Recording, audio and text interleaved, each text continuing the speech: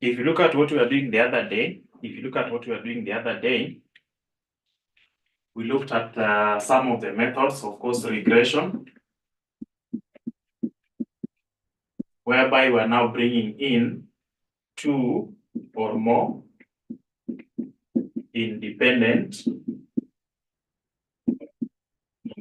variables. Then after looking at regression, of course, at this point, they also test something about I law, so you need to understand that. And then we now get to the third one, which we did not cover at intermediate level, called learning curve. So the first two are basically linear, but this one here is non-linear. This one here is non-linear. So when talking about learning curve, it is basically this. So you can have this in a diagram. We can have this represented in a diagram. So here we have average time, and then here we have cumulative output.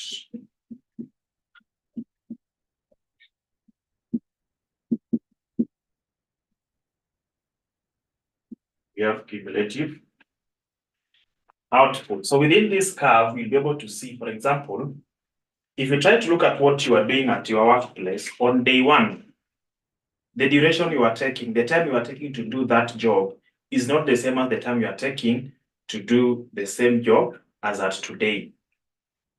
Your performance, your ability to do that job has actually improved, and therefore you are taking lesser time compared to what you are doing when you actually joined that within the first 1 week or even the first 2 days. What has happened? You've gotten used to the systems which you are dealing with.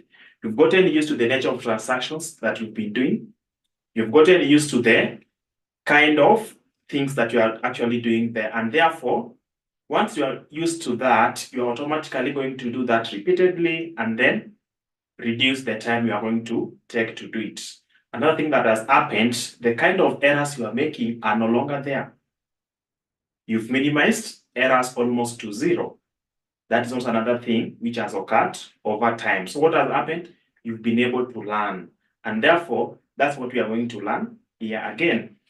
At the first point, when you're going to do that job, you need a lot of time to do it. As you continue doing the same job, of course, you'll be improving and therefore reducing the average time taken to give us a given output. But this process will keep on taking place up to a given point whereby you cannot learn beyond that.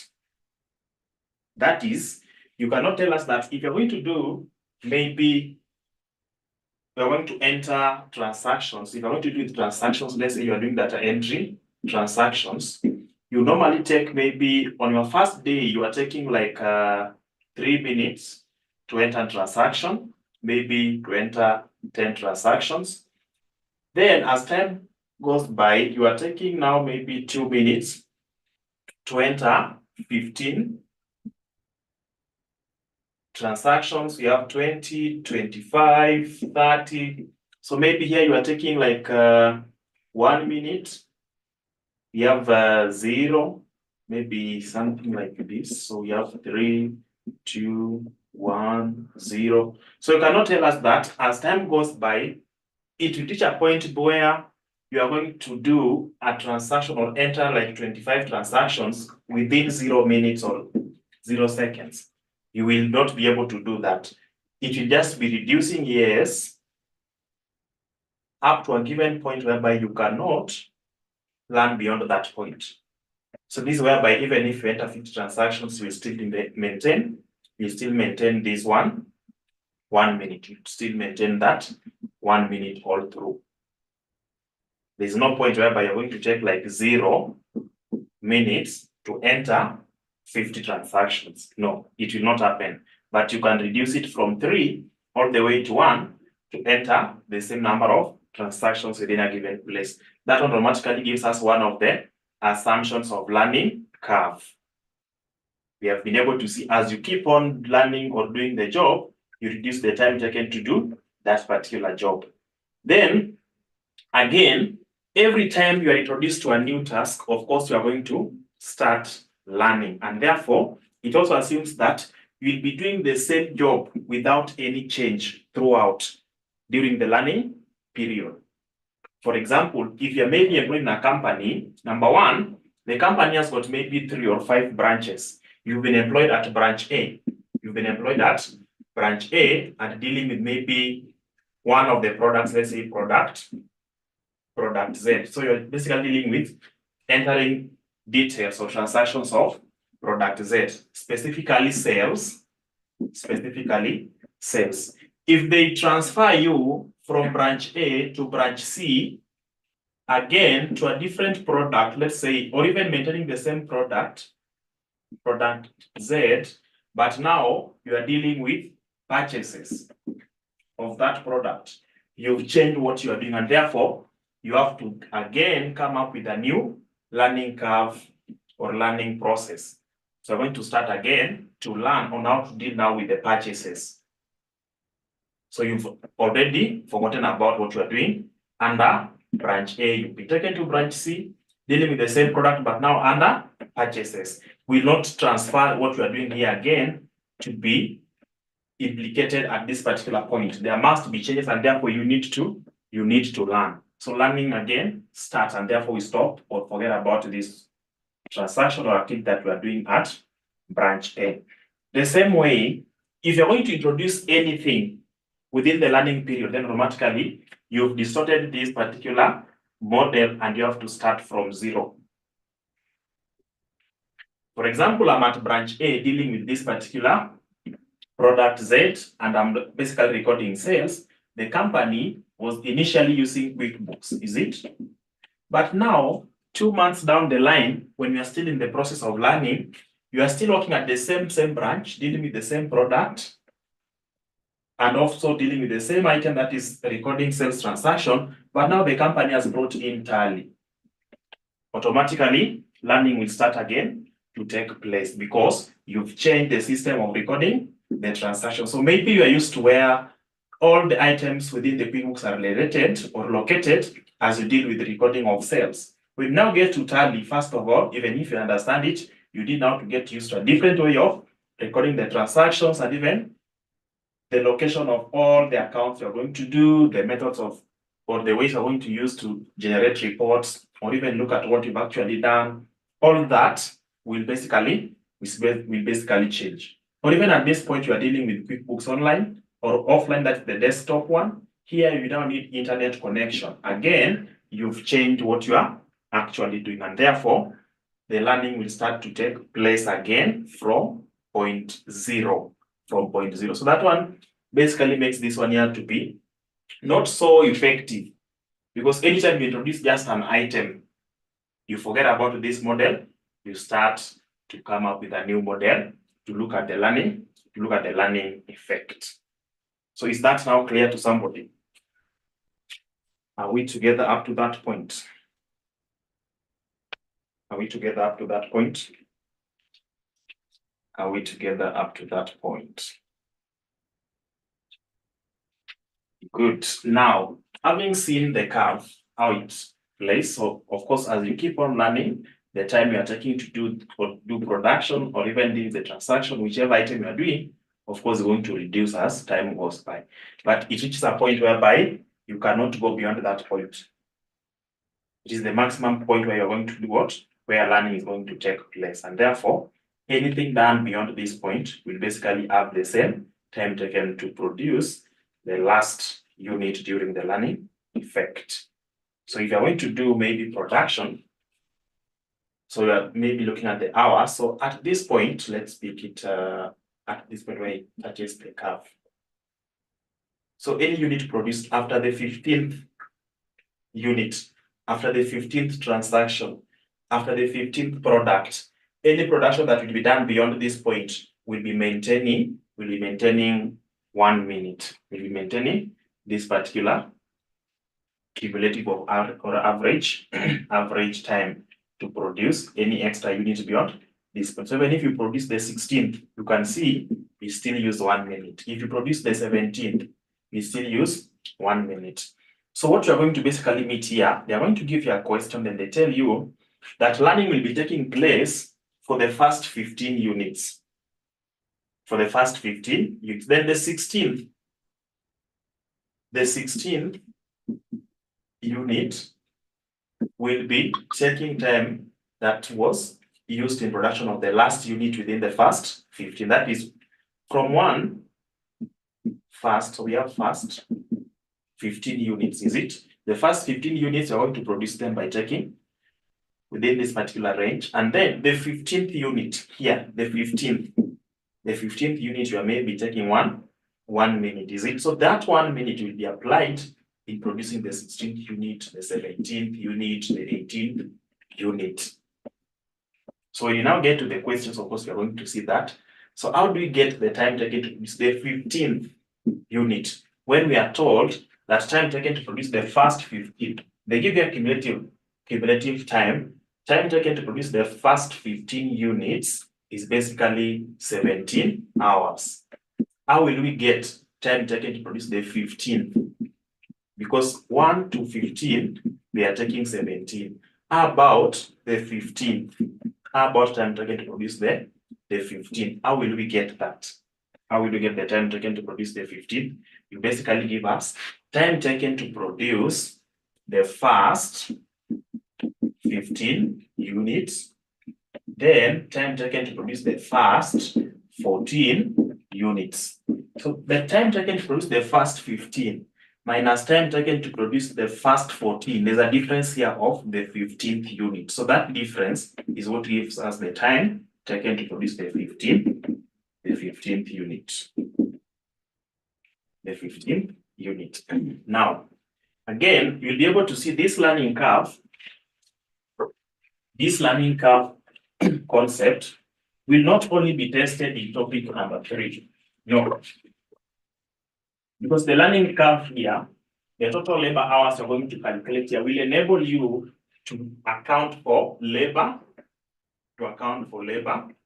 labor cost, to account for labor cost. So when you now get maybe even to topic number 7, we are going to do something to do with budgeting or budgetary control. You'll be able to see we have maybe labor hours utilized. The labor hours utilized will be giving us what we call the labor cost. So the labor hours utilized, you will not be given that directly. They bring in the concept of learning curve. When you of course then get to topic number 2, they just give you a comprehensive question and then they automatically tell you to give us the total production cost. When they know very well, they're going to give you direct material. They give you direct labor, but of course you apply the learning curve model. Then from this, they give you what we call variable production overhead absorption rate. Variable production overhead absorption rate. The absorption rate they're giving you here is dependent on per direct labor hour. And of course, direct labor hour, you need to calculate it by using the concept of learning curve. So we're going to look at it, all that, and then see how they can test a question. And then we apply the learning curve concept. Now, my good friends who are there during our last lesson on Monday should be able to now give me the assumptions. Now that I've given you an hint.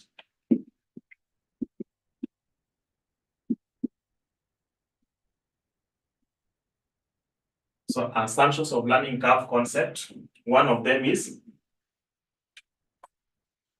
assumptions is, let's see, one of the assumptions, if you're actually following, from that graph, you should be able to get the assumptions.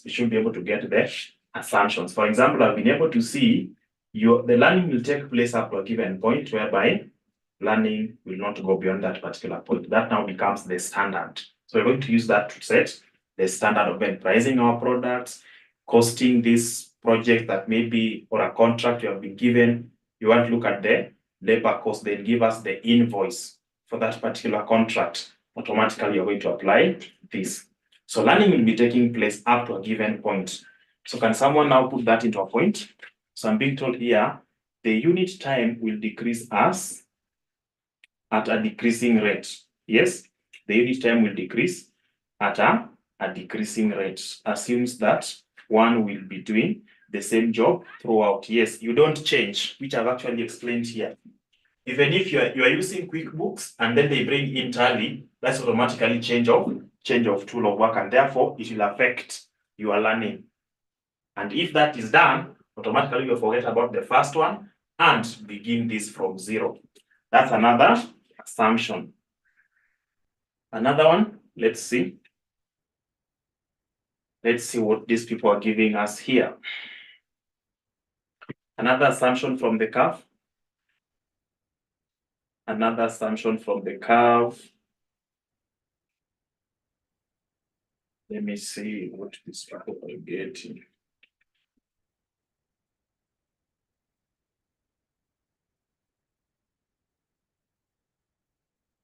Yes, what do we have? The assumptions. The assumptions here. Okay, maybe let me see if I can give you some.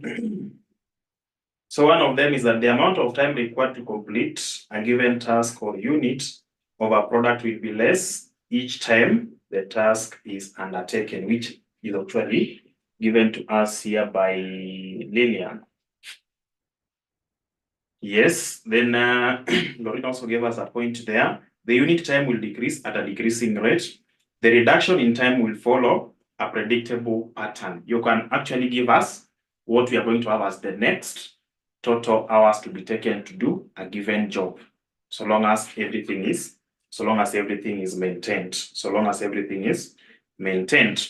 Good. So that's what we have maybe for the assumptions. That's what we have for the assumptions. How about now maybe applications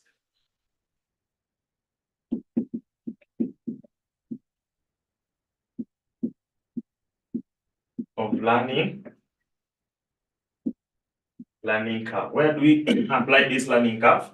Keeping in mind that the learning curve effect here enables us to get what we call the labor cost. Is it?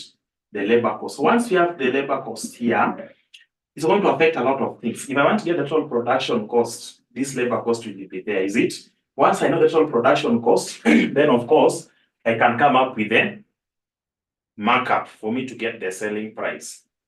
Once I have the labor cost, I will be able to give costing of a given contract. Once I have the costing of the product, I'm able to even do what? Do invoicing. I'm able even to set selling prices. So what are some of the applications or areas where learning curve is applied in business? Setting up of an incentive structure. Yes, maybe you want to compensate people, and maybe so you want to incur some cost and know at the end of this particular duration, what will I pay these people and still be able to sustain the operations of the business? Is it? Number two, you want to implement a new product. Implementing this new product, of course, you're going to incur initial cost. And then there are those costs that will be incurred depending on the quantities produced in a given period. So it enables us to get the total profit of introducing a new product for the entire lifespan of that product. Even if it's going to take 10 years, we can do that and get, so long as those assumptions of learning curve are constant and are not changed. Is it? Then another one maybe, so we can use it at pricing decisions, work scheduling, standard setting, which I think someone has mentioned there, decision making, whether to accept a contract or not. So once you do the costing and even the learning effect of all the labor cost, you're able to get a total cost of the contract. So if the total cost of the contract is more than what they are offering you as the contract or the contractor or the contractee is giving you, then automatically you reject that particular contract or even offer. Then performance evaluation, you want to look at how people are working. Are they really learning? Are they really learning in the process of doing your work? You'll also be able to know that. Inventory valuation. At that point, when you're going to deal with the inventory here, maybe we have those costs that are related to the inventory. Maybe we have transportation cost, we have holding cost, we have carrying cost, and then from this cost that you're going to incur to take care of this inventory to the time you're going to use it in the production or even take it to now the customer, things of that kind. In the process, there is where you're going to involve labor. So the moment you're going to involve labor, then you also look at it. Will we be able to get the benefit of learning effect once learning has taken place? So that's what we have under the applications. But now, in the process of applying these or the assumptions, we basically look at the assumptions and then make them to be the limitations. Make them to be the limitations. For example, under learning, under assumptions, we say that you will have to use the same, or what happens is there is no change during the learning. So it assumes that there is no change during learning here. When you're going to set your learning effect or learning model here, there is no change. Do you want to tell me, remember, changes that are going to occur in a business environment, some are internal while others are external. So the ones that are external cannot be managed by the company. They don't have control over them, and therefore you have to do what? You have to ensure that those ones are accommodated. So that one is a limiting factor. That's a limitation of learning curve effect. For example,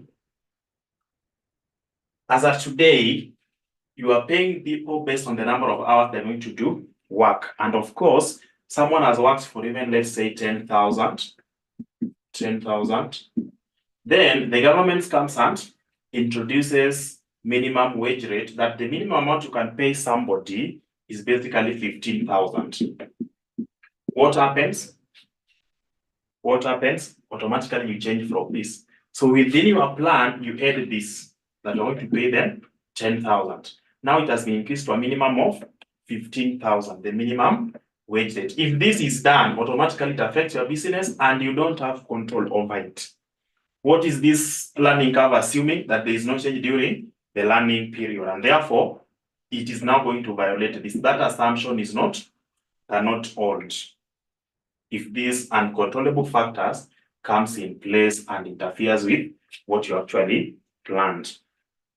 Another thing, it tells us that the learning will keep on taking place up to a given point.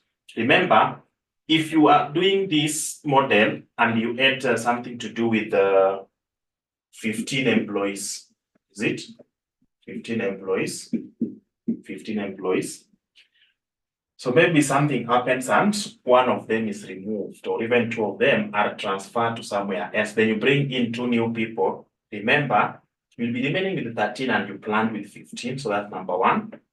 Or if you bring in 2 people to replace those who have left, if you bring in 2 people to replace them, then automatically these 2 people will start learning and therefore will not make the model to give you a true reflection of what you're actually expecting. Will not make the model to give you a true reflection of what you are actually expecting, and therefore it distorts everything. So one of the limitations is that it is based on the time necessary to complete the early units. Therefore, there must be accurate to obtain reliable estimates. So it's also depending on accuracy, which in some cases or in most cases cannot be 100% effective. Any change in personnel, which I've just explained here, design or procedure can be expected to alter the learning curve. That is true. Learning curves differ from company to company as well as industry to industry. Thus, it limits comparison. The learning curve that you're going to deal or come up with in a service industry, for example, in a college whereby you have lecturers doing all this, then You go again to the manufacturing industry, whereby now people do work maybe by use of machine and whatever. If you bring that to the service industry, when you are doing your comparison, there's high chances you are comparing two different things that are not going to match, and therefore it limits the comparison of two different companies. Then we have culture of the workplace, resource availability, and changes in the process may alter the learning curve. Okay, even if you forget about different industries, we are now in the same industry. We are now in the same industry. The way RCM, let's even give an example. The way RCM here and KCA are going to allocate their resources in terms of maybe CPA courses.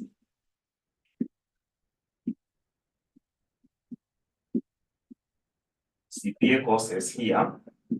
The way RCM is going to do its internal arrangement for the CPA courses in terms of sourcing for the lecturers, learning hours, and even the learning materials is different from what KCA is going to do. Why? Because maybe this CPA to KCA, it's not a major course. Maybe they are offering other courses, which are the main sources of or source of revenue that they are dealing with. So they have not allocated a lot of resources to CPA, is it?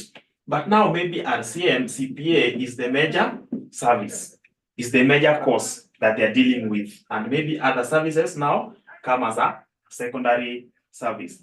Therefore, the quantity or the value of resources they're going to allocate to CPA will actually be high or even more expensive compared to what KCA will be doing to the CPA course. And therefore, even if you are going to have these two colleges offering CPA courses, then automatically comparing these two will be a difficult thing based on how resources are located, and even the locations of this business, geographical location will also be different. Even the marketing strategy, how they do their things. Remember, KCA maybe has got physical classes that are actually active.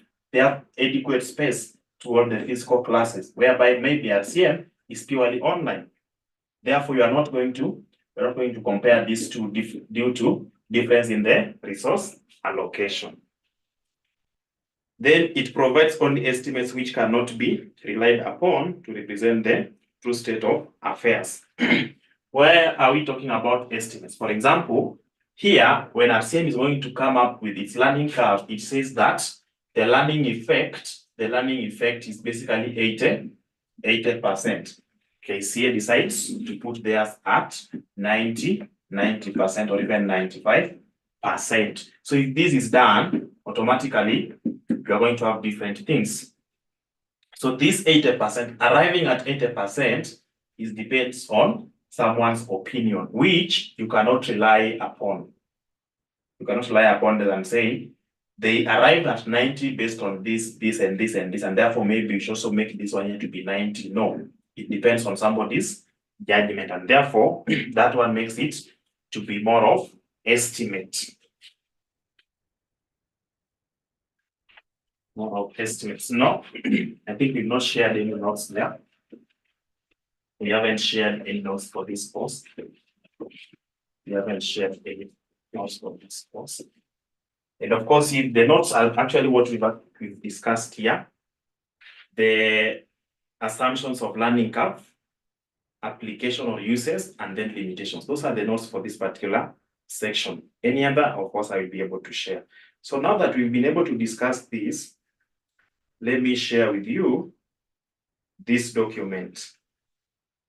Let me share with you this document. Let me share with you this document. And then we look at a past paper question.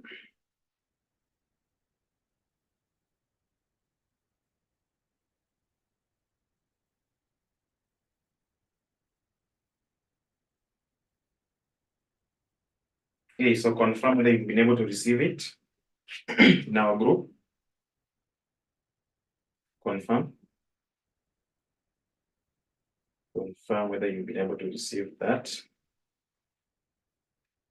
And having received that, Let me get you another one that will enable us to also learn a lot of things here.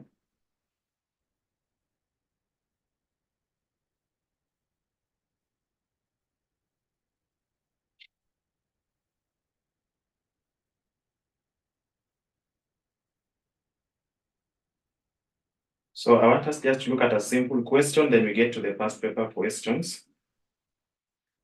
So the document that I've just shared, the second one has got some calculations for the learning curve.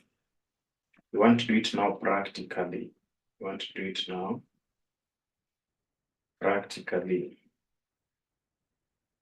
So the document, the second document is there with you. Let's open it and then you confirm. Let's open the second document. So for us to deal with the learning curve, this is what you are going to do. This is what you are going to do. So learning curve here, what you need to do is give us it in the form of y equal to a x into b plus 1.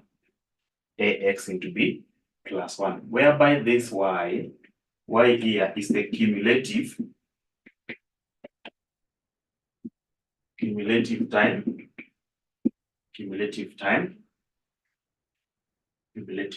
or even time taken, total time taken, and call it total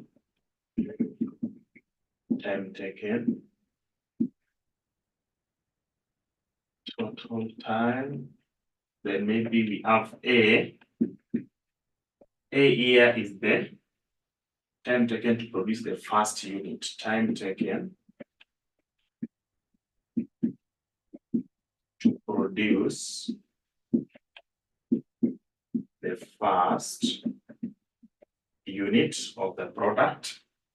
Then X here is the cumulative units produced or cumulative output, cumulative units produced. Then this one here, we have B. So we normally have R, which is the learning effect. Learning effect. And then of course our B will be equivalent to log of learning rate divided by log of 2. Divide by log 2. So once you're able to understand that,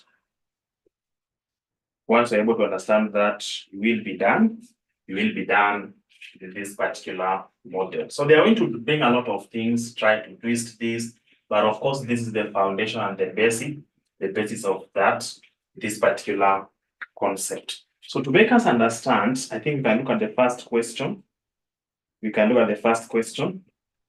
Name that example, and then from that example, we'll be able to understand a lot of things. We are being told that assume a certain process of ABC Limited has an 80% learning effect, and the first unit requires 2,000 hours to produce. The first unit requires 2,000 hours to produce. So can someone tell us what that 2,000 hours represents? The 2,000 hours which is given there. Before we get to the question, the 2,000 hours, what does it represent?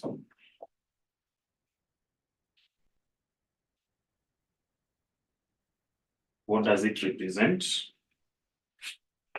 You can call it also cumulative total time.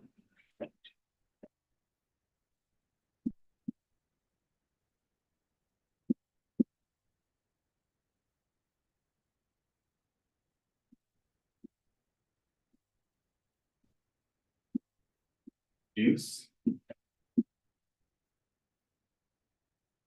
X units. So, I mean, the 2,000 hours, I'm being told it is A, somebody is telling us that it is X. So X is basically cumulative units produced. A, time taken to produce the first unit. Is it? So what are they telling us? The first unit requires 2000 hours to produce. It requires 2000 hours to produce. Time taken to produce the first unit. So it means our A is what we have there as 2000. Is it? 2000 hours. Then about 80%, I'm able to see 80% somewhere. What does it represent? 80% is the learning effect.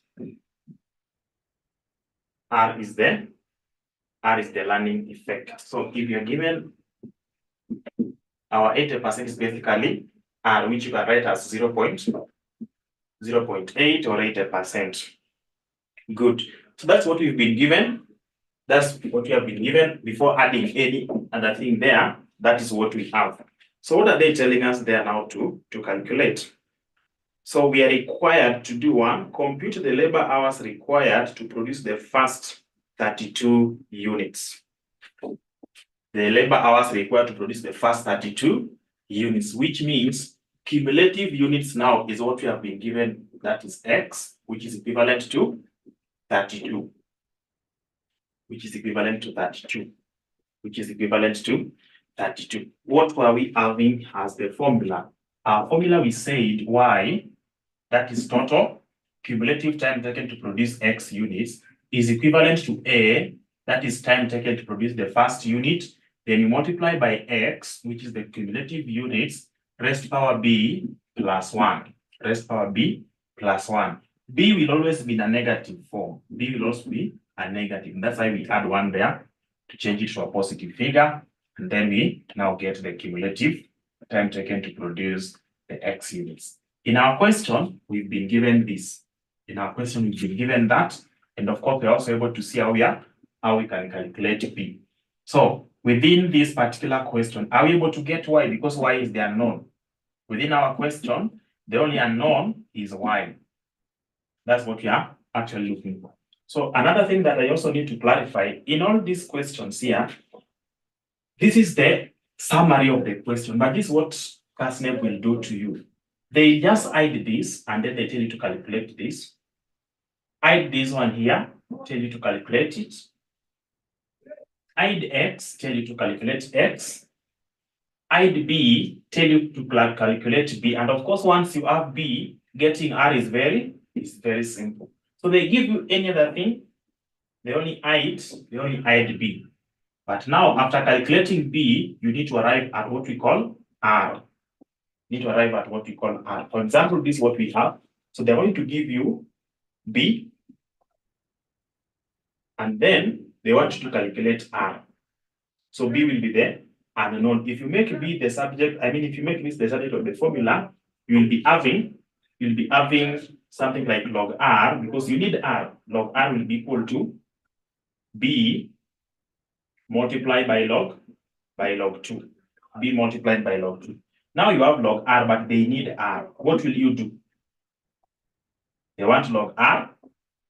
They want R, but you are having log R, assuming that this B, you've been able to calculate it. So what are you going to do? You basically give us the anti-log. You give us anti-log of what you are getting here. So for us to get R, give us the anti-log of R, and of course you'll be able to get the value of R, which is the learning effect. So let's now go to the question here and see the total hours that we need to produce the first 32 units.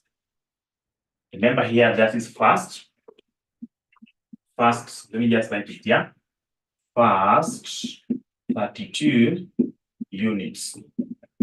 So the labor hours required to produce the first 32 units is different from the hours required to produce the 32nd unit. The hours required to produce the 32nd unit is different from the hours required to produce the first 32 units. So what we are required to do here is to get the total hours, cumulative hours of producing the first 32 units. So what are we going to do?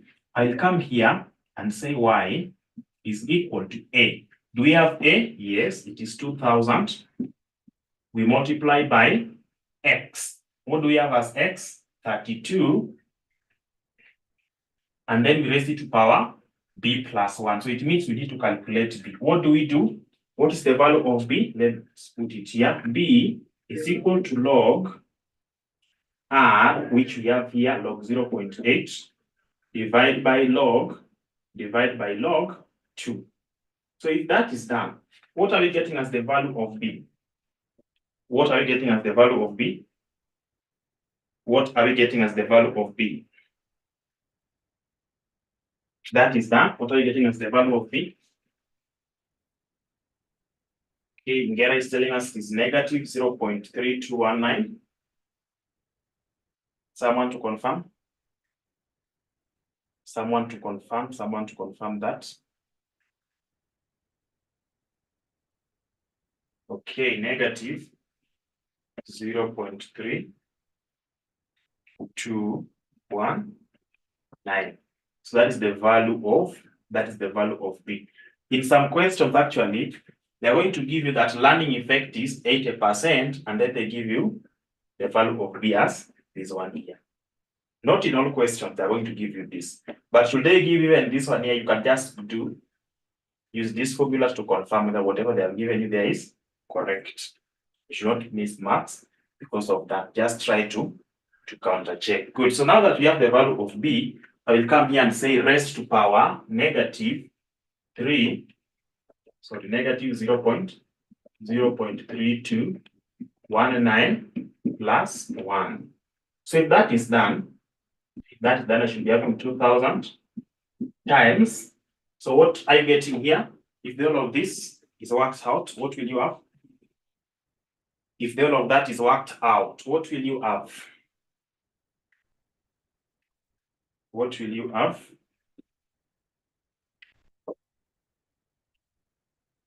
What will we have?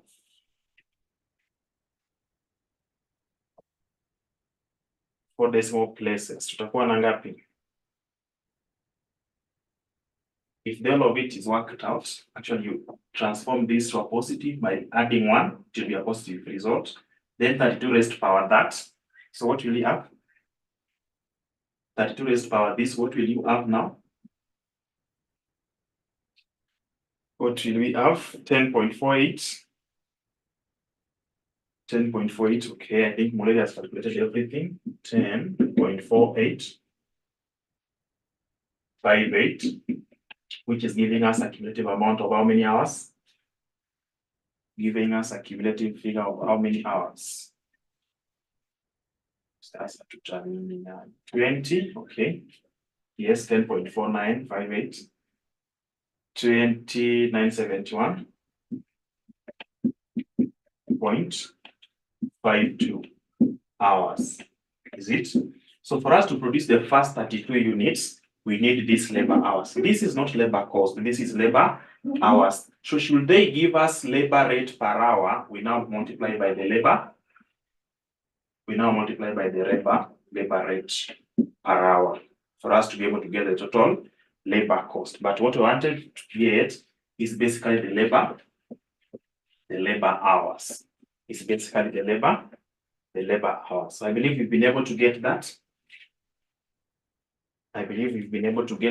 Including someone who's getting 18 point something. Boniface, can you recalculate that and then you confirm? Recalculate that. Up, maybe there's a problem somewhere here. Check on that. So once that is done, that's the question which they wanted us to respond to. That is number 1. Number 2, compute the labor hours required to produce the 32nd unit. Yes, the first 32 is this, which means the first one, second, third, all the way to 32. Now, specifically for the 32nd unit, what will we have?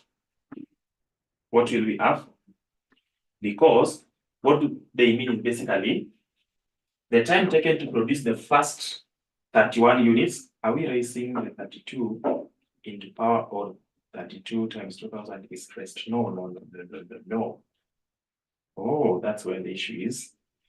y is equal to a, we multiply by x. E inakaa peke yake, inakaa hivyo independently. You work out this one first, then you now get to a. Then you multiply by a. That's why I did this. 2000 multiplied by your result here. 2000 multiplied by your result there. Good. So how do we get the time taken to produce the 32nd unit? This is what we are going to do. So y for the 32nd unit will be, you give us here, of course, this y maybe you can put x for you to be able to understand it now. So here we have y is equal to 32. This 32 which you indicated here is representing the 32, which is replacing your x. So for us to get now labor hours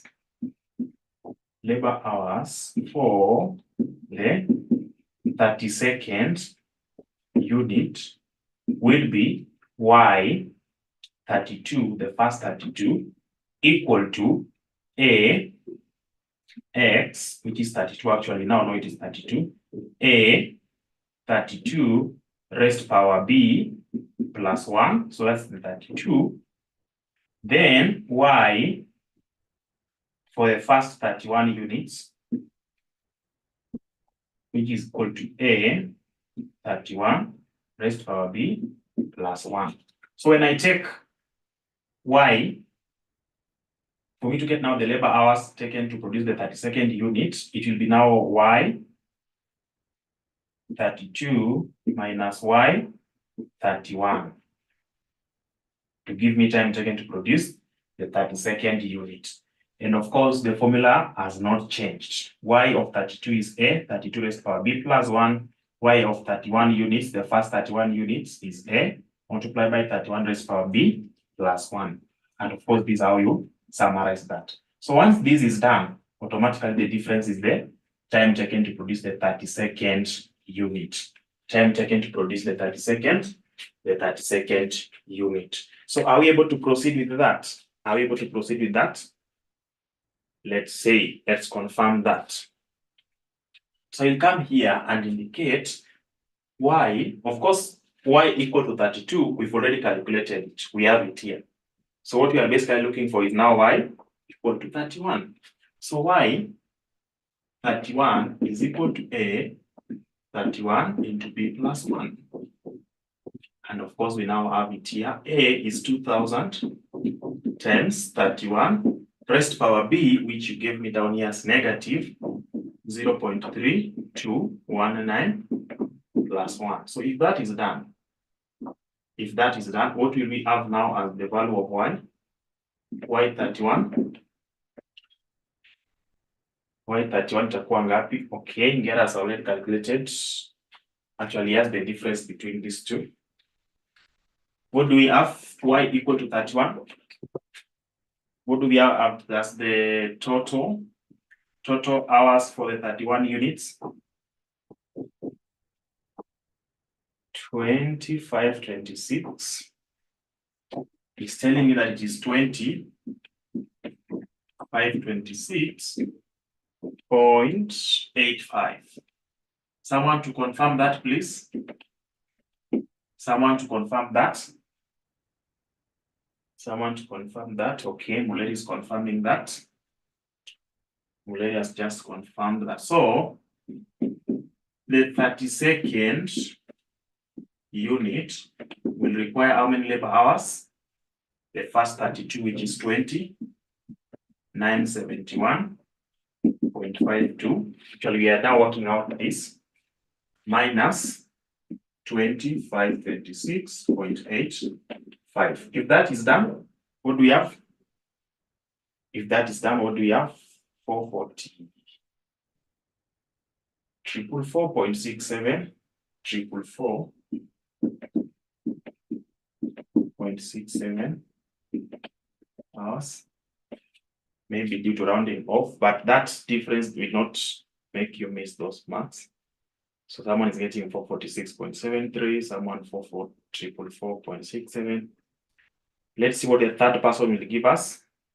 Third person to give us something. 444.67. 444.67. So that's what we have. That's what we have as the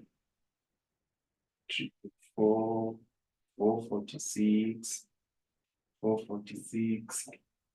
Okay, we can use this, but I think the difference is someone just got log 0.8 divided by log 2, akapata within the calculator, akaongeza moja, akachukua 31 rest power answer, akamultiply by 2000 ndio ameround off. So of course that's why the difference is there. But of course if you have this, if you have 446, 445, you'll have your marks.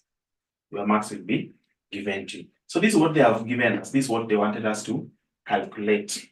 Remember here we are still dealing with the labor hours. If they ask you now the total labor cost that was incurred to produce the 32nd unit, then automatically you take this multiply by the labor rate. Good. Another thing they are going to tell you, the total labor hours required to produce the 46th unit, given that learning will stop after producing the 32nd unit. Learning will stop after producing the 32nd unit. What do I mean? If I'm producing the first 32 units, learning is still taking place from unit number 1 to the 32nd unit.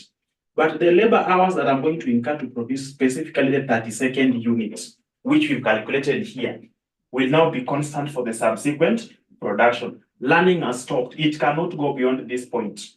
If you go to our learning curve, it will be at this point here. Itakuwa hapa. So here, the labor hour. So here we have time. We have average time and then output. So here we have 444.67 hours. Tuko nayo hapo. So it means learning will keep on taking place. You will keep on learning. Ikifika hapa, learning will take place. Ikifika hapa, it is not going to reduce. It will be now constant at this point. Ikifika wapi? At 446. So this is what we are actually referring to. Nothing will be taking place. So here they have taken maybe produced the first 32nd unit. So the 32nd here, we are incurring 446, is it? If you're going to produce the 33rd unit, this one here, 34, 35, 36, there, which up you'll be able to see, all of them are going to do what? To have the same. So what does it mean? Our learning was taking place all the way from unit number 1 to unit number 32. After unit number 32, learning has stopped.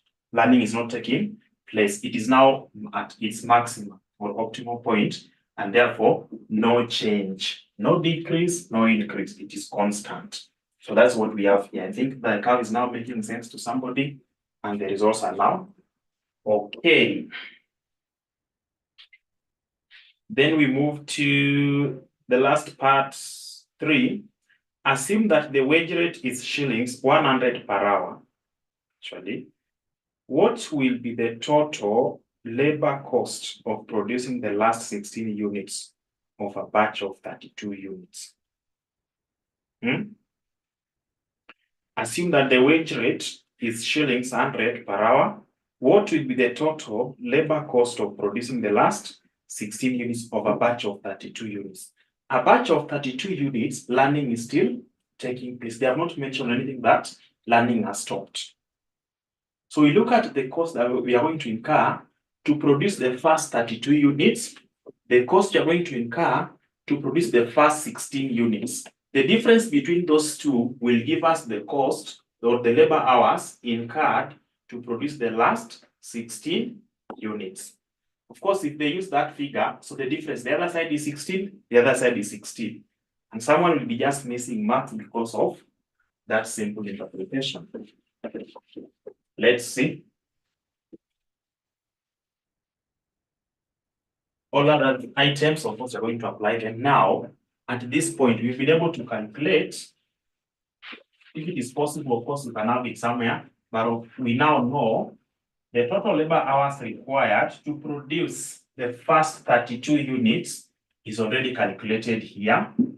Now, the labor hours required, first 16 units. So the first 16 units, what will we have? The first 16 units, we are going to have y 16 is equal to a x, which is 16, raised power b, which is negative 0.3219 plus 1. So our y equal to 16, y 16 will be equal to a is 2000, it does not change, times 16 raised to power negative 0.3219 plus 1. If that is done, what will we have? What will we have? What will we have? Labor hours.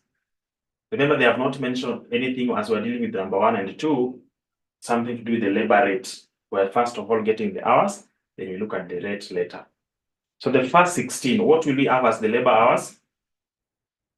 The first 16, I'll take 16 raised to power this. Then my answer multiplied by 2000. What are we getting here? What are we getting? Okay, people are getting different things. Watu wanatofautiana. So let me just confirm. So we have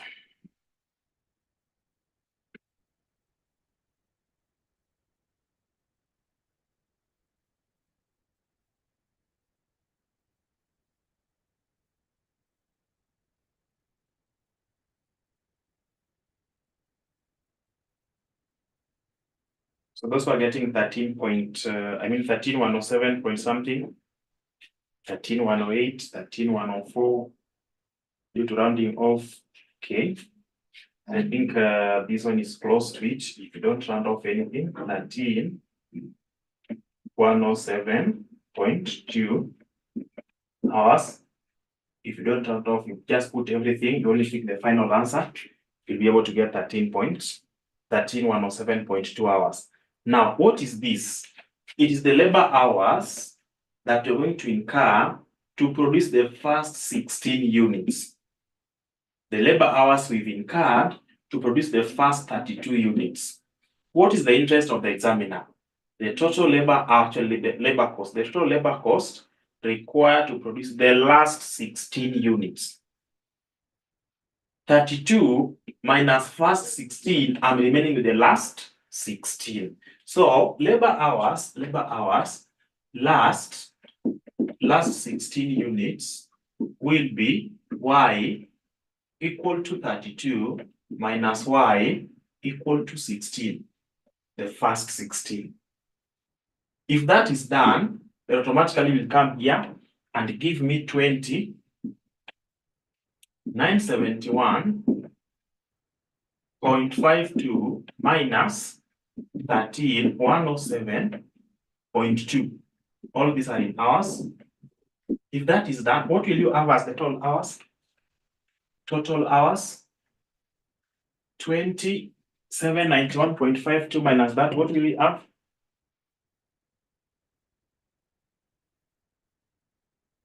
What will we have down there? 7864.32.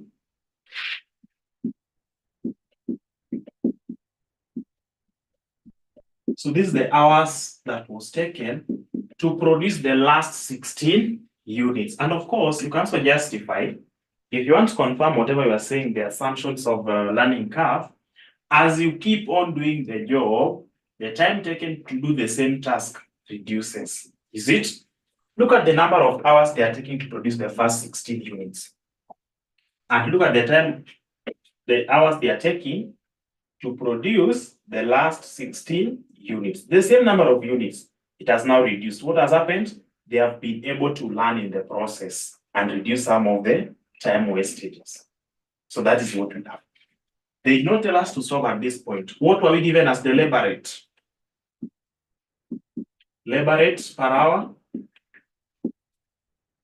Labor rate per hour, do we have it in the question? 100 shillings, is it?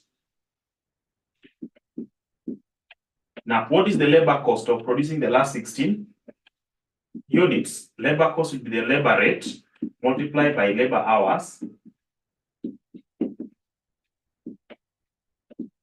multiplied by labor hours. If that is done, what are we having? If that is done, what are we having?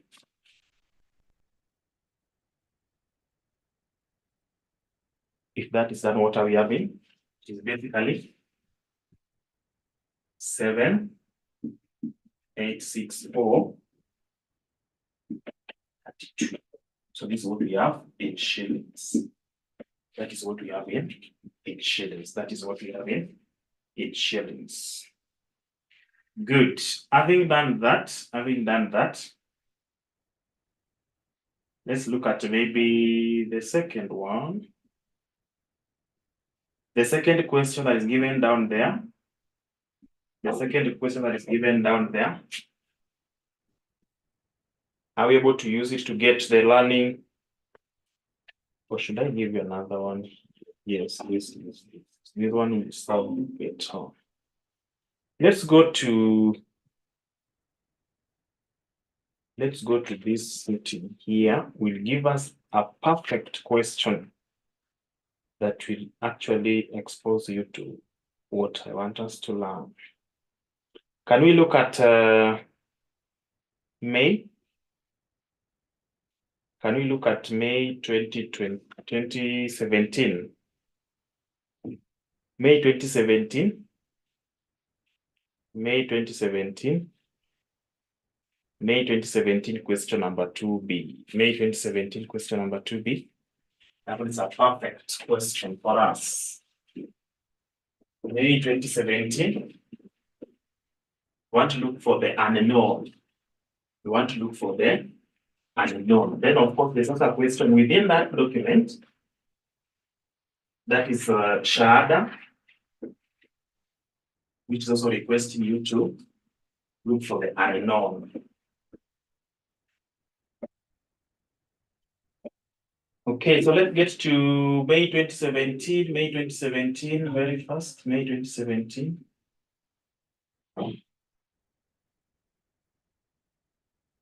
May 2017. And then you confirm.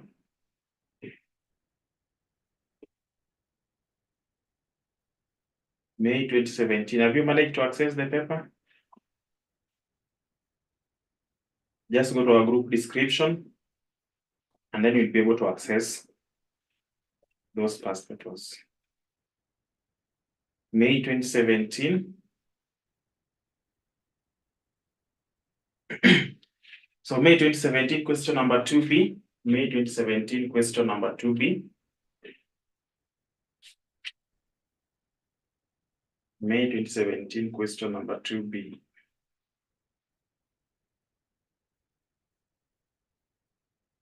What are they telling us there?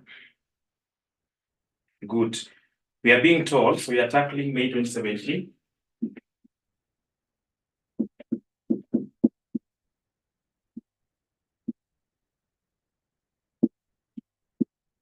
Let's look at it together. So we are being told, that Jumbo Limited is a multi-product firm. The company intends to launch a new product branded ZP in the coming months. Production will be in batches of 1,000 units throughout the life of the product. In batches of 1,000 units, we will understand that as we move forward. It is expected to achieve a 90% learning curve, but the learning would cease after the 64th unit. I believe you are now getting the concept. Learning will stop after producing the 64th unit. So it means the labor hours taken to produce the 64th unit will be constant all through, which I was able to explain to you here using the curve. Then the issue of batches that they're talking about there, for example, what we've just done, if they could have said that the goods were being produced in batches of 100 units, then it means the first 32 units, could have been 32,000, is it? 32,000 units, but now they are being produced in batches. So at the time they are going to produce the first 32 batches, we have 32,000 units inside there. So that's 32, the first 32 batches. Then the time taken to produce the first unit, that is the first batch, is basically was 2,000 hours. And of course, this first batch here, this first batch, which is X1, is basically carrying how many units? 1,000 units. So a batch has got several units combined together. There are those goods that if you're going to do production, you cannot produce one piece. You have to produce them in batches. And of course, within a batch, you have now the total number of units. So if you're going to use maybe A, it is the time taken to produce the first batch. So you'll be able to get that once you are done with this particular question. Good. And then other relevant data for product ZP is as follows. Expected life production. At the end of useful life of this product, the company should be able to produce 256,000 units. But they have said they are going to be in batches of 1,000 units. So can someone help me to understand how many batches will this company produce during the lifespan of this particular product? How many batches? 256, is it? Good. Then the selling price per unit. So you're able to understand the concept. We have 256,000 units. We are given selling price per unit, not per batch. But the learning effect will be dealt with by use of the batches, which contains 1,000 units in each batch. Then direct material cost also is given there per unit. Total direct labor cost, what they have given us there, the total direct labor cost is given for the first batch, which means 52,500 is for the 1,000 units that were produced at the beginning of this particular exercise. Then we have variable overhead cost per unit. Total specific fixed cost is also given there. The learning index for a 90% learning curve is negative 0.152. Required, the expected profit to be earned from the product over its lifetime. The expected profit to be earned from the product over its lifetime. Very simple, very interesting. So look at what they are trying to bring to you here. Number one, they have decided to put these things in batches. Is it? They have decided to put these things in batches. So total units, we have 256,000 units, but have been converted to batches. So how many batches do we have? 256 batches.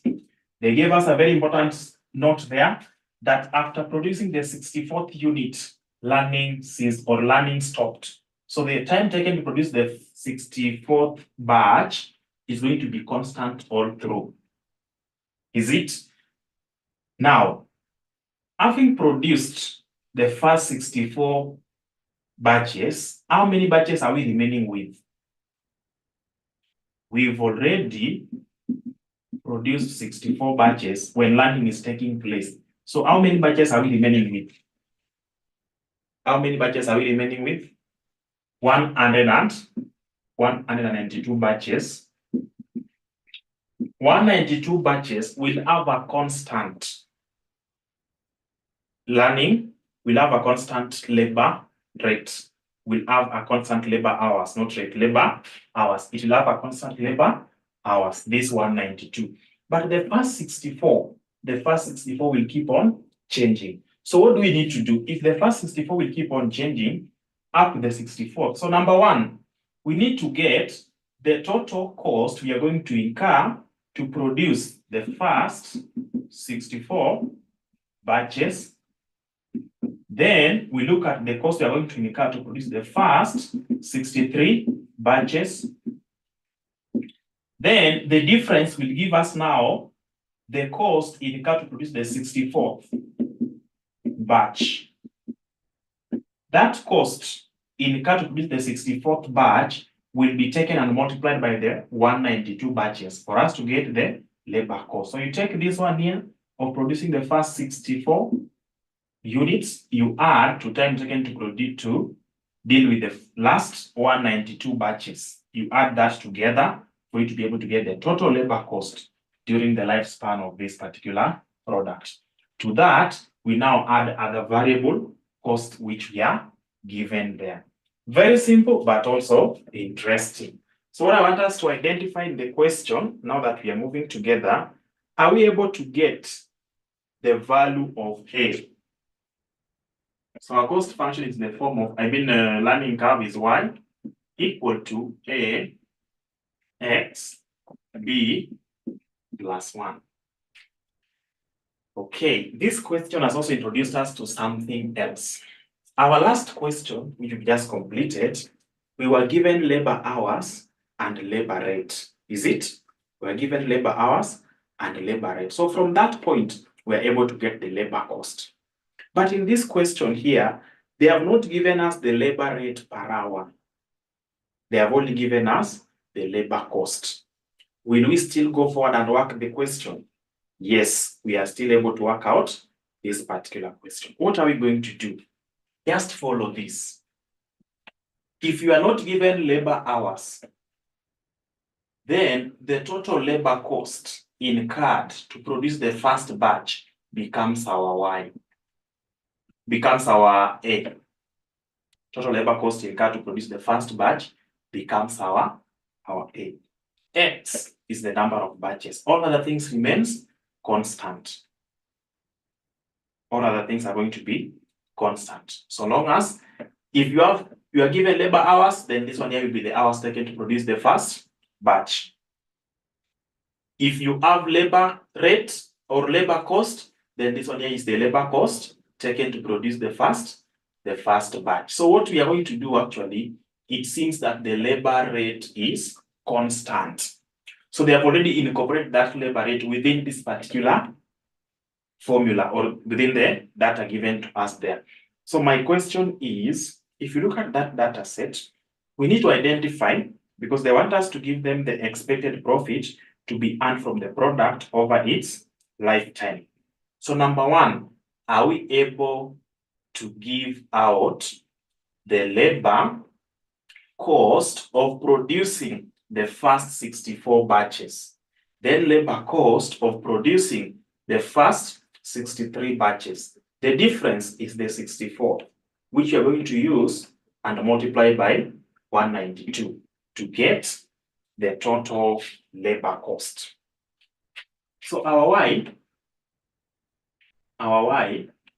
at 64 will be equivalent to A.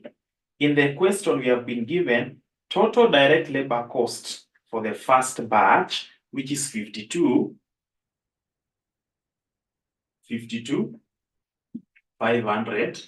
We multiply by X, which is 64, multiply by B plus 1. So how do we get B? How do we get B? B is equal to log R, which I think we have R there as 0.9, then divide by log 2.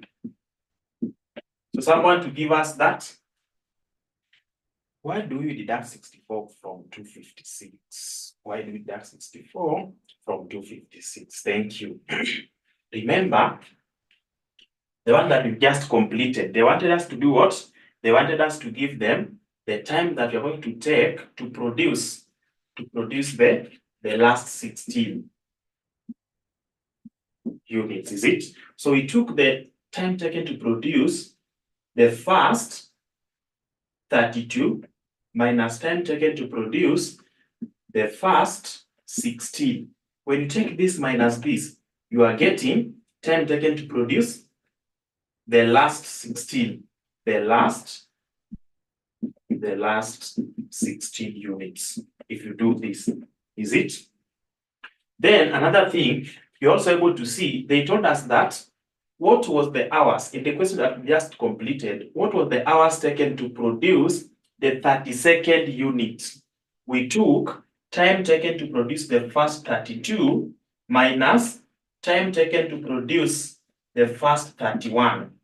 If you take this minus this, you are getting time taken to produce the 32nd unit.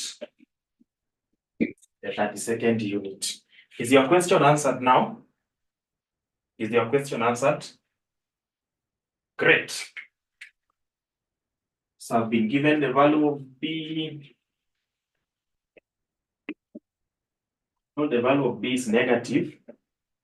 Are you able to see that answer somewhere there? Negative 0 point. Are you able to see that answer somewhere there?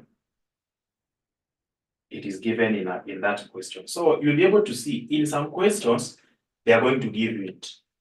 In some questions, they're not going to give you that. So if it is not given, please calculate it this way. Even if it is given, just confirm. They are prone to errors. Just confirm. Is it the same thing? Is it the same thing? Now that we have this, can I go ahead and insert it up here? Negative 0.152 plus 1.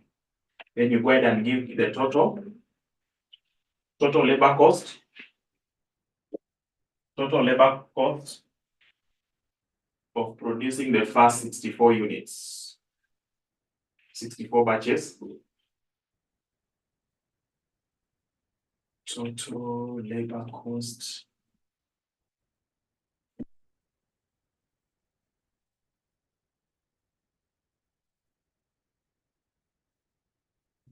First 64.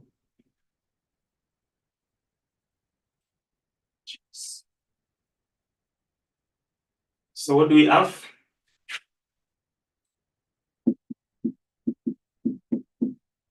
The first 64 batches. The first 64 batches tuko na ngapi? 1785. Remember, we are not given the hours, we are given the cost. So what we are getting here is that basically total labor cost. So 1785, 664, 1785, 641, 641.76.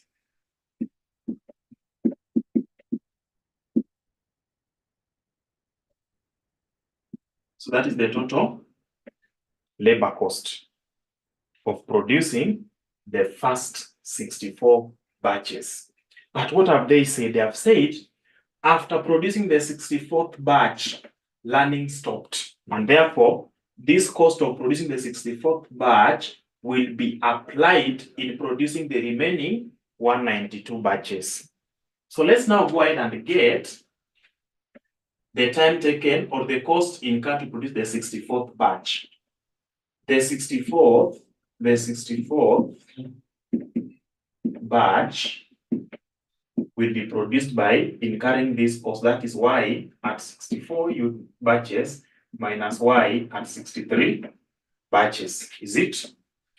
And of course, we already have y at the first 64 batches. So let's go ahead and look at the first 63 batches. Y at 63 is equal to A, which is 52,500, multiplied by X, which is now 63, rest power B, that is 0.152 plus 1. If that is done, what are we getting? If that is done, what are we getting?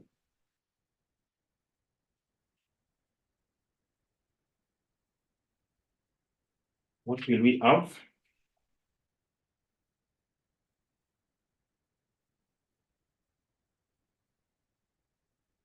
What will we have? 1761, 976. Someone to confirm?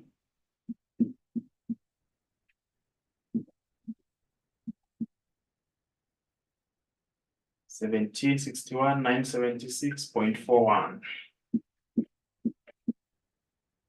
So that's what we are having as the total labor cost incurred to produce the first 63, not 64th, the first 63 units. So the 64th batch is equivalent to this. So let's now go ahead and take y 64 minus y 63 will be equivalent to 1785, 641, 0.76 minus 1761, 976.41.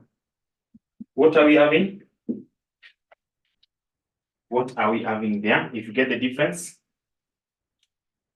what will we have as the difference? What will we have as the difference between these two? The difference itakuwa ngapi? The difference between the two. Let's see what others are getting. Let's see what others are getting. What are we having here?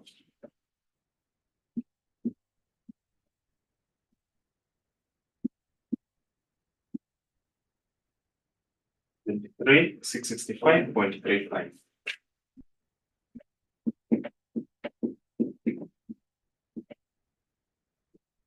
So that is what we have. That is what we have as the total cost incurred to produce the 64th unit. Total cost incurred to produce the 64th unit. How many batches were we having for the entire life of this product? How many batches are we supposed to have for the entire life of this product? Because they are interested in getting the total labor cost. We had 256, is it? So total labor cost. How will you calculate total labor cost? It has been divided. We have 256 batches for the entire life of the product, but the first 64 will be produced under when learning is taking place. So total labor cost, we have the first, or they have been divided into 64 batches. So the first 64 batches, we're able to see they will be produced when learning is taking place. So the cost is equivalent to 17. You're able to see this 1785 641.76. That is what we have. 17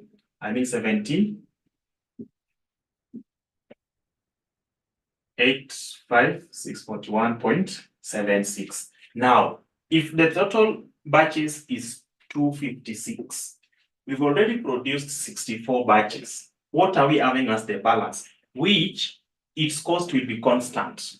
What is the balance? The balance total should be 256 batches. We've already produced the 64 batches in our first production when learning is taking place. The remaining unit will be produced when no learning will be taking place. So how many batches are we remaining with? 192 batches. 192 batches, no learning is taking place, and therefore we are going to use the cost of producing the 64th batch. Are we having that cost? Yes. The cost of producing the 64th batch. So we have 192 batches. And each batch will be produced at a cost of 23,665.35.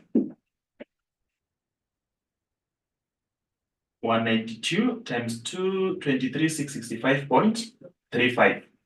If that is done, what are we having as the total cost here of producing those 192 batches? Yes, Lauren, that's what we are supposed to do. So let's others go ahead and give us the answer.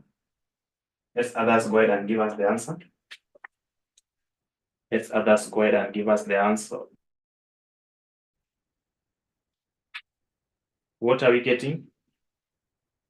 If you multiply that, you're supposed to have 45, 43, 741. 45.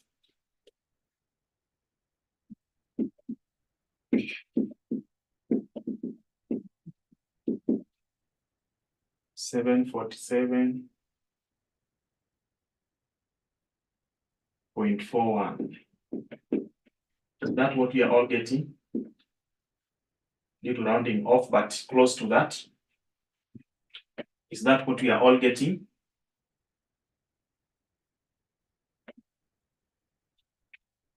Is that what we are all getting?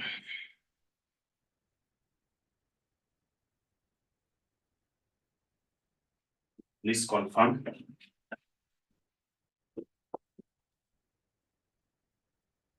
Confirm.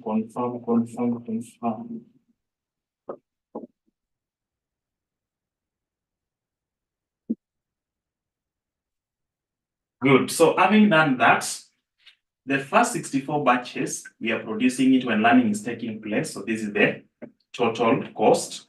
The last 192 batches, no learning is taking place, and therefore we use the cost of producing the 64th batch, which is here, which we're able to calculate here. So once that is done, we are getting these two. But remember, during the lifespan of this particular product, we need to produce 256 batches. So what is the total cost? What's the total labor cost of producing the product during its lifespan? Total cost, when you add everything, what will you have? When you add everything, what will you have? When you add everything, what will we have? That is 1785, 641.76 plus 45, 43, 747.41. If that is done, what are we at?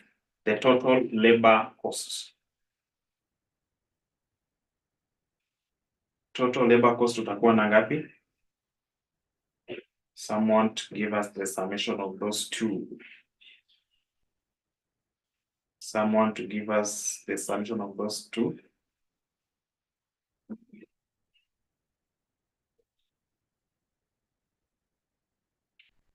Yes, if we add the two, what are we having? 6,329.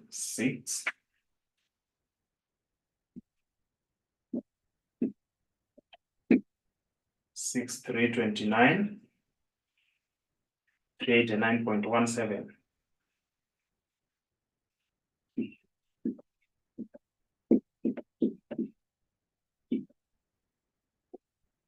Okay. 389.17. Okay, so that's what we have. This is the total labor cost during the lifespan of this particular product. What did we say? One of the applications is in one of the applications of this particular concept of a learning curve is to come up with whether to launch a product or not, whether to implement a project or not, whether to accept a contract or not. Now here we are trying to launch a new product. Will this product really give us a profit, or we are going to spend money and at the end of the day we will not even break even? That's what we want to confirm. So we've been able to do that by looking at one of the components of costs, which is labor cost. Now that we have labor cost, we need to look for direct material, any other variable over it. When added together, we'll be able to get the total cost. So within that question, are we able to get those other cost elements? So for example, we have their direct material. We are given direct material cost per unit as 36. So I want to see if people are following what we are doing. Direct material per unit will be 36. I need to multiply by a given number for me to be able to get the total direct material cost. So can someone help me here? Which way am I going to use? It is 36 per unit multiplied by the number of units. So which one am I going to use? Is it 256 or 256,000? Is it 256 or 256,000? Let's see what these people are talking about here. Which one are we going to use? 256,000 because the 256 we are referring to here is batches, and each batch we have 256 batches, and each batch has got 1,000 units. We have 256,000 units. The direct material cost that we are given there is cost per unit. So if you're given cost per unit as 36, we multiply by the number of units, which is 256,000. So if that is done, what are we going to have as the total direct material cost? What will we have as total direct material cost?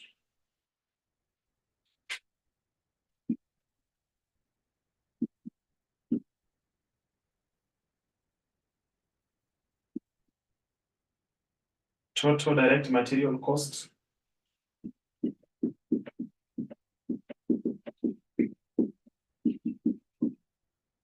Total direct 92,16,000.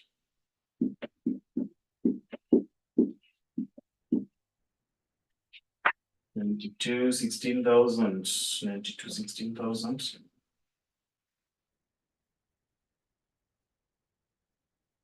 Good. How about variable overhead cost? Someone give us that again. It is dependent on the number of units. So it is 24 by 256,000. What are we getting? What are we getting?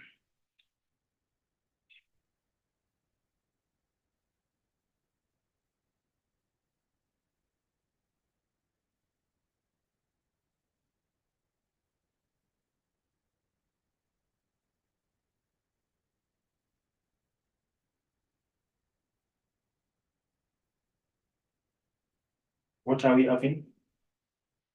61,444.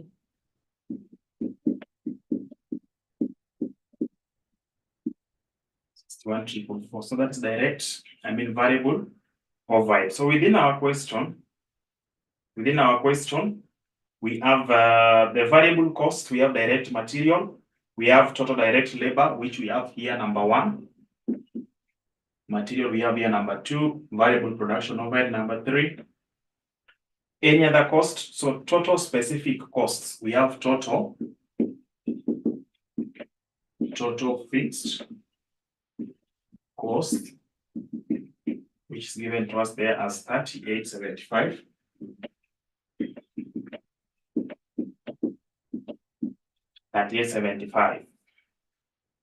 So all those are the costs. So can someone go ahead and give us total costs?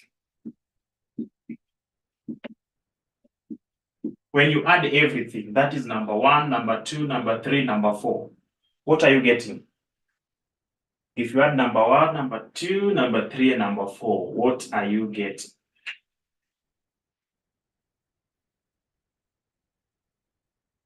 What will we have? What will we have down there? What wameanza kuogopa hizi?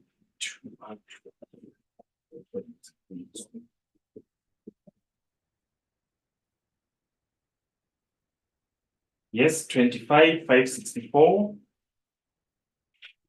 25.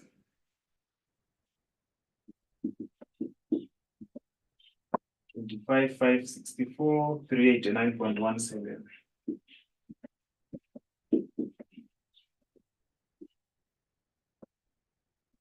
Yes, I want to confirm. Good, we have the same thing. Now, this is our total cost, is it? This is our total cost, but they want us to confirm and get the expected profit to be earned from the product over its lifetime. So how do we get profit? Profit is equal to sales or revenue minus total costs. So are you able to get revenue? So let's come up now maybe with the income statement. Something of that kind, but not even necessary. So are you able to get revenue? Revenue, we have selling price per unit is equivalent to 123. We multiply by 256,000 units. If that is done, what is our total revenue? What will be our total revenue? 123 by 256,000, then less total cost, which have been given here as 25,600.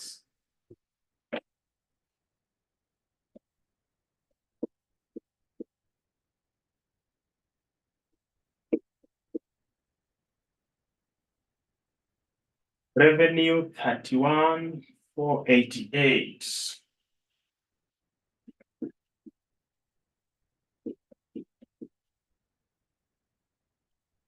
If that is done, what is our profit?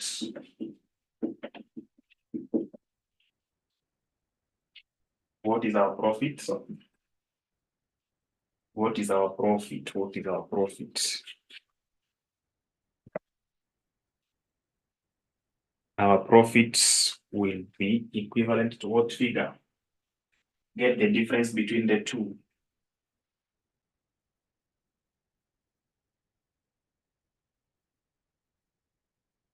Yes, what will we have?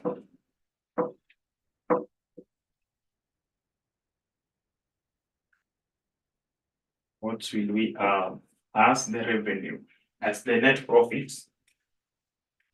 Yes, somebody? The difference between the two, tunapata ngapi? The difference between the two, tunapata ngapi? 59, 23, 610. So we have 59, 23, 610.83. That's how you calculate. That's how you calculate Roman 1 of that particular question. That's how you're supposed to calculate Roman 1 of that question. How about Roman 2? They are so interesting. They're giving us good questions. Yeah, they're telling us it has now been established that the learning effect will continue for all the 256 batches that will be produced. The learning curve required to achieve a lifetime product profit of 10 million, assuming that a constant learning rate applies throughout the product life. They are now trying to twist the gear. Remember, they are now telling us that the rate which we used, which gave us this, is going to change. They are already having a target profit, not 5 million. They have a target profit of 10 million. But if the target profit is 10 million, our revenue will not change, but the cost here will be affected. Which item is affecting cost? Our total labor cost here is going to be affected because this Roman 1 was calculated on the basis of the first 64 batches will be affected by learning effect. Then after producing the first 64, anything produced beyond that, which is 192, were constant. We're having a constant cost. Now they are telling us that this one will not apply. All the 256 batches will be affected by learning effect. So are we able to come up with this cost here, this rate here, the value of B? And then from B, we get the learning effect, which is R. That's what they want us to calculate. Remember, I told you in that function, in this function here, y equal to A, x, b plus 1, they will give you everything and then just hide one of them. So this time around, they are giving us an opportunity to calculate y. So we are going to have y, we are going to have a, we are going to have x, but we will not have b. So this b will be the unknown. How are we going to calculate that? Let's do it very fast. What I want you to do for us to know the total labor cost that you are going to have based on the target profit, remember, revenue, so this is what you're going to, revenue is equal to total cost minus, revenue is equal to, not revenue, but profit. Profit is equal to revenue minus total cost. Is it? Do we have profit? Yes, they have a target profit of 10 million. being equal to revenue, which is 31,488 million minus total cost. Our total cost is not going to be this. Our total cost will be affected because this total labor cost is not known. So is equal to total revenue minus total cost. So let's now deduct the cost one by one. One of the cost elements that I was able to see, we have direct material, we have variable overhead, we have fixed overhead. So we are now deducting 9216. We are now deducting 6144. We are now deducting 3875. And we need to deduct labor cost, direct labor cost. If you look at this, we have everything except direct labor cost. So how do we get direct labor cost? How do we get direct labor cost? Make direct labor cost to be the subject of the formula. Make it to be the subject of the formula. So how do we make it to be the subject of the formula? Our direct labor cost will be equal to everything should be, for this one here to cross the other side to be a plus, is it? So direct labor cost will be a plus if it crosses the equal sign, and of course this one now will be a minus. So we have 31,438 minus 9216 minus 61,344 minus 3875. And of course, this one now is going to cross the equal sign to be a minus. So what is your direct labor cost? What is your direct labor cost? What is your direct labor cost? What is your direct labor cost? What is your direct labor cost? Direct labor cost to find in BOB. Or another way, just take this total cost. Deduct this one here, you'll be able to get the same answer. Just check. See, these are total costs. Total cost in easy. Deduct this labor cost. Utapata the answer. Or if you follow this procedure again, you'll be able to get the answer, which is 2253. 2253,000. 2253,000. So that is what we have. That is what we have. Look at how that question is going to be very, very simple. Very, very simple.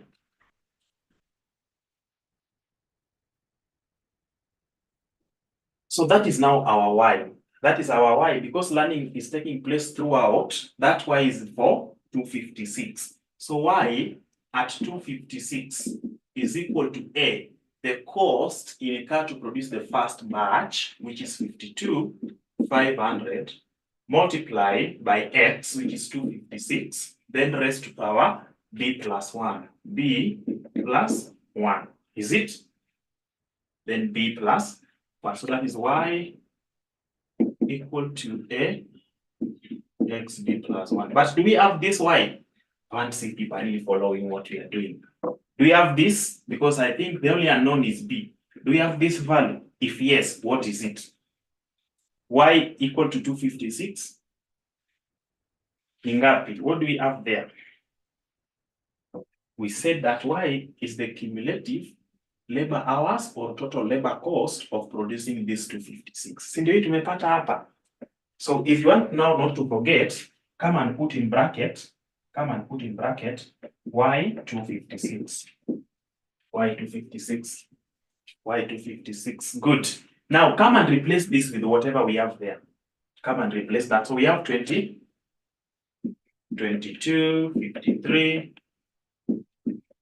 is equal to 52,500 times 256 raised power b plus 1. Now, if that is already available, what are we going to do? Come and divide both sides by 52,500. 52,500. We have equal to 256 b plus 1 equivalent to something here. Watu hawafanyi hesabu. What do we have? What do we have here? What do we have if that is done? 3 minutes to go. 3 minutes to go. 42.9143. 9143. That is what we have. We have this raised to power. We introduce log.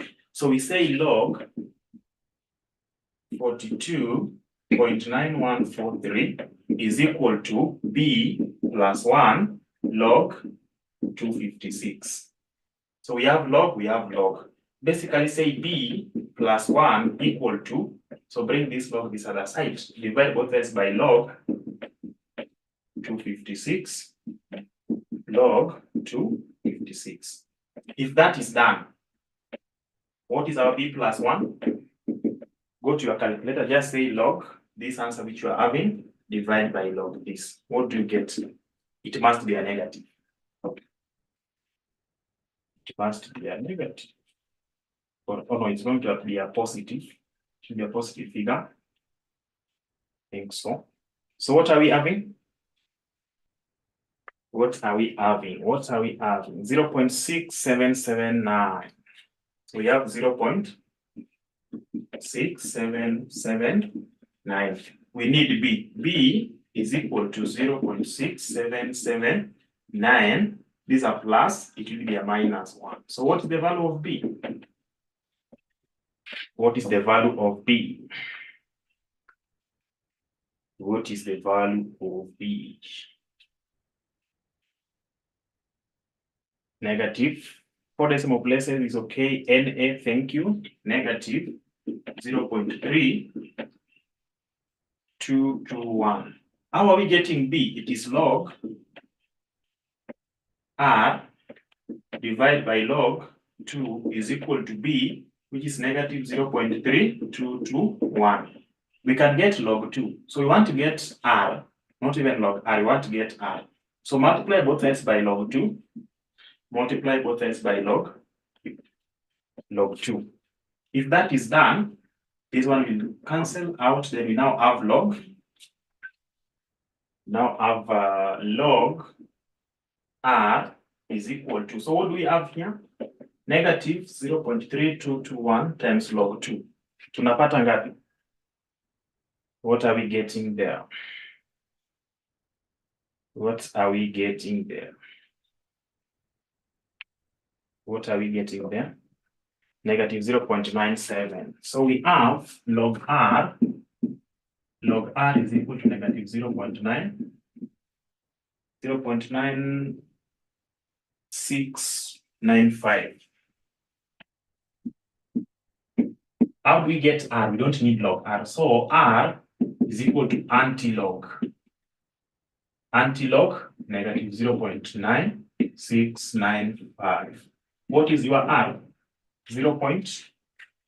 What is the value of R?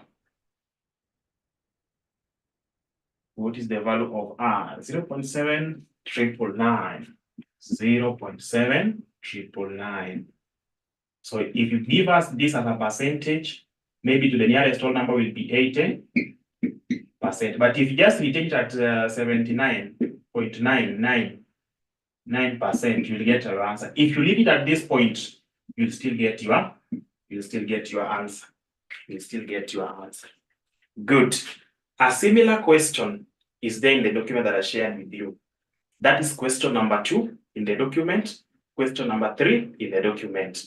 They are testing you on this particular learning curve concept. So that is what we were supposed to do today. And of course, when we meet tomorrow, we are going to do a learning curve question which was tested in August 2023. August 2023, we have a learning curve question. Very interesting. Please do it. Then when we meet tomorrow, we will do it and then look for another challenging question or move to another topic. Is that clear? Is that clear? Is that clear to all of us? 2023 August, there's a question whereby you are given, they're supposed to produce some cars, either 15, option 1, option 2, option 3, but you apply the concept of learning curve. Tukipata hiyo, we are good to go. And for your information, this question must appear in your exams this one here, not tested in December, but last year it was there in April and August. And also December 2022, it was there. What does it tell you? It is part of advanced management accounting, and you cannot do without it. You cannot do without it. So ensure that you understand this concept. If there's anything that you don't understand, please consult, get work out that. Very simple, and I've got several low-hanging fruits to harvest. Thanks for your time. Have a blessed time, and let's meet tomorrow at the same time.